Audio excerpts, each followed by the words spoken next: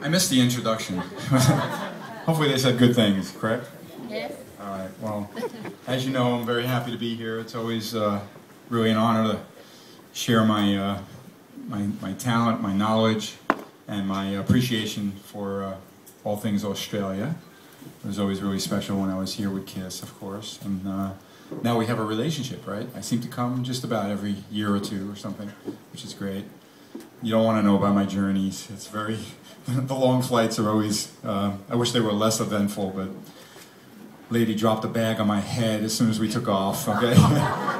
Then I'm asking for ice from the stewardess, and then, you know, fortunately it didn't swell up or really damage me too much.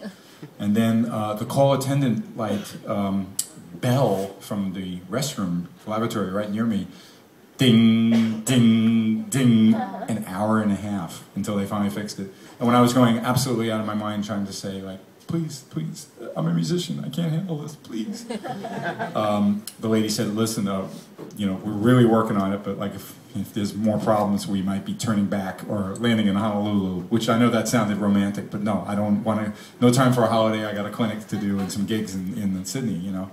So that's what that flight was like. Fortunately, you know, it stopped and everything was good. So, you know, I've thought a lot about this clinic in particular because when my good friend who worked with Allen's, and now it's of course Billy Hyde's and Allen's together, which is wonderful, even more buying power I guess for you guys, right? About doing another clinic because they've hired me a few times and I've always had a great time. But we really wanted to get an angle for it, you know, a real story to make this one different from the others.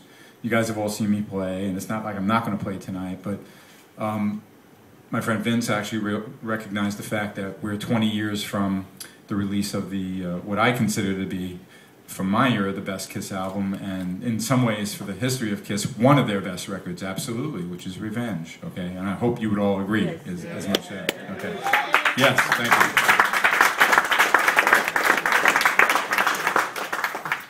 So, Revenge, you know, it was really an interesting experience for me to like absorb what I just committed to, because it was like, you know, I've played some songs from Revenge for you guys, of course, along with, you know, my solo album things and different things like that. But I don't want to do that again. There's such an amazing story about this terrific record. Number one being working with a still very iconic and famous producer, Bob Ezrin. You know, he's still, you know, been creative, and obviously some of his great works, such as Pink Floyd and of course the KISS records and things like Peter Gabriel and Alice Cooper, are still being celebrated and heard. You know, the new Alice Cooper record that he did is like a somewhat of a homage to his Welcome to My Nightmare. You know, so and I read countless things about Pink Floyd and The Wall, and if you guys get a chance to see Roger Waters' The Wall, you got to see it. It's unbelievable. Okay, but getting back to the world of KISS, and just remember that it's a KISS world and we just all live in it, okay? Because that's what my life seems to be, even though I haven't played with them in all these years. That this record was really defined my era with the band. And it was certainly the talent of Bob Ezrin, the dedication and the willingness for Gene and Paul, who are very talented on their own and certainly know what they like, as you all know, and have big opinions about everything, okay, to allow Bob once again to kind of lead the team, you know, and make decisions. And it all happened from the start of it, really happened with a movie, the Detroit Rock City. Is that the movie that the song? No, I'm sorry, that's a different KISS movie. The Bill and Ted's, you know, it was the second one, Bogus Journey, which was a little bit more bogus than the first one, obviously, but the end song, you know, is going to be God Gave Rock and Roll. So all of a sudden, KISS is approached, and I'm not sure how that happened, to be quite honest, but it was a very exciting opportunity for the band. And we're going to talk very specifically about God Gave, and every song actually on the record, because what I have on my iPad over here is something really, really special, which is many rough tracks, many samples, many I mean, dissecting this is almost, and talking about these songs, is almost kind of like the way, without actually having the mixing board, the way George Martin talked about Sgt. Pepper on one of those specials by the Beatles, you know. And I'm hoping that that is interesting to you guys, because it was fascinating for me and most of my friends, who many of them are Kiss fans. They were like, wow, you have that? That's amazing, you know.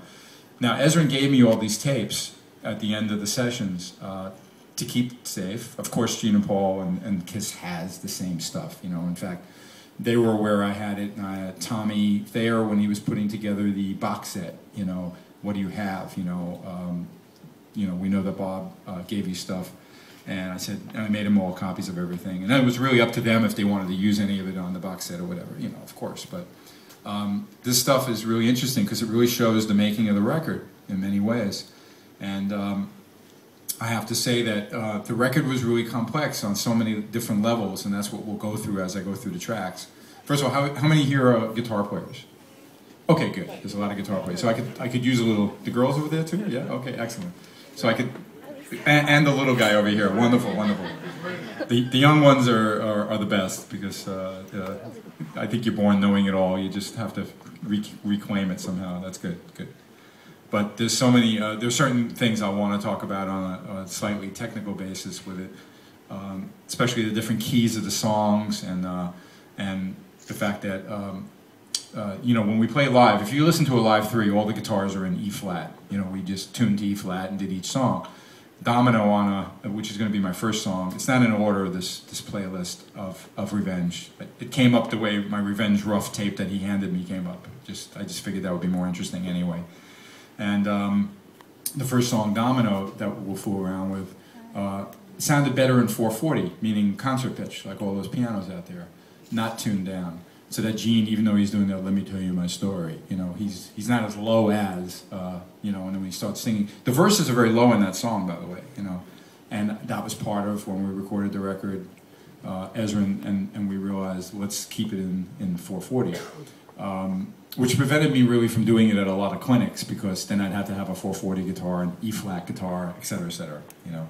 There are even songs tuned down a whole step, like Motley Crue, you know, in D, which is a bitch to tune and deal with your strings and your intonation, but, you know, if you have the will and the money and the way, meaning, you know, you're going to make the best record possible, you cut the song in D if you have to. And I don't mean the key of D, but just the guitars are tuned down a whole step, okay? So, Domino here on the record, on Revenge, unlike Unplugged and unlike a Live 3, this is in a different key, which is why I have this guitar here, because it's tuned up to pitch. So what you'll hear is Gene singing, and he's singing really well, and he even double-tracked his vocals, because we were very serious even when we did the roughs. And what you call a rough is like, you got permanent drums, pretty much, the real bass, real rhythm guitars, and a good mix of it to see how it sounds. Sometimes with other overdubs too, you know, different layers of different types of guitars doing parts. But I found it really interesting studying these tapes that I had, that Gene would even double, clearly not a permanent vocal, you know, because the lyrics didn't always make sense, or he didn't sing throughout the whole song. But it really gave a flavor of what the song needed next, and that was, I really think, the reason he agrees. Yes, okay. So you'll see that on some of these things, and there's some great stories about some of the other songs that relate to really bad lyrics and why we had to change them. You know, they just weren't up to the level that we want Revenge to be, because Revenge had no compromise, and we redid things many times, okay? And the record took over a year to do, and this is a band that wasn't extremely active that year. It wasn't that we went off on tour for 3 months. It was that we just kept reworking, writing some more, going back in the studio. Bob Ezrin was notorious to have me work out a solo, and the next thing you know, I'll figure it out, I'll double it, sometimes triple it, and it's pretty good, and he goes, I hate it. You know, not the way I played it, just he didn't like what it did for the song, and then we moved on to another thing. So think about just about every song having a story like that, and you know why it took a year, you know, if not more. I can't really remember. But I know I mentioned God Gave, and I just wanted to explain the reason why I brought that up for the movie was that was kind of like the test for Bob and the band that they could work together. And I was really thrilled, because when we get to that song, that's really an incredible story, how that whole thing was put together. But understand that once Ezrin got the gig, that's when we were really off and running, meaning like it was time to really make a mark for the non-makeup powerful Kiss. We started on the right path back from, look, every record is everyone's, everyone has their own opinion and favorite. I have certain people that Crazy Nights is the whole world to them of Kiss, which I find interesting, but other people it's only the Makeup Era, or some people it's Carnival of Souls. Okay, thank you. But Revenge, there's a reason why, and even listening to it and studying it so much in the last couple of weeks, I recognized why it's one of the defining moments of especially that era of Kiss. Okay. And that dedication to making every song as good as it can be, and not letting any performances not be amazing, was because of that kind of commitment by all of us, And so I was, again, you'll see, because a lot of this stuff you're going to see a work in progress in a way. So the first thing, and I'll play along to Domino because I know this one very well. I do it live, And by the way, speaking of live, I'm doing a gig Thursday, right? Here in town. How many of you guys actually are going to the show that are here? Okay, so it's about 20, 25, 30%. Because I just want to tease the other people that are here that I realize, because I'm doing two things in the same city, and it's really fair to mention that, yeah, sure, this is interesting, but the live gig, which I'm going to do some songs I've never done before, live with my band, and we've been rehearsing. What we're going to do is, if you show your ticket stub from here, you're going to get a discount to get in, okay? And for the people that are here, we'll make up for you when you show your thing, that we'll give you something, okay? I don't want you to feel like I shouldn't have bought a ticket, I should have waited for it. But I think just ask the merch people downstairs when you leave, when I go down there, and I think it's like probably $10 off the ticket or something like that, okay? But I just wanted to entice you guys to come see the live thing. I realize some of you with children and things like that can't do something like that, but I just wanted to bring that up, okay? It'd be great for you to come to the show. So, now where was I talking about before I got to the whole like begging you to come to the show? I forgot. Yeah, I was going to play Domino, which we do live. Okay, okay, but we'll do it in E flat. Okay, of course, because we're tuned in one key. So let me test the guitar out here. As you can tell, because I got a lot to talk about, and I got to play with this beautiful iPad device, which God bless Steve Jobs. That was amazing. Amazing guy. It is on. I gotta plug in, that would help. Okay. I forgot I was starting with this one again. Okay, let's see what we got.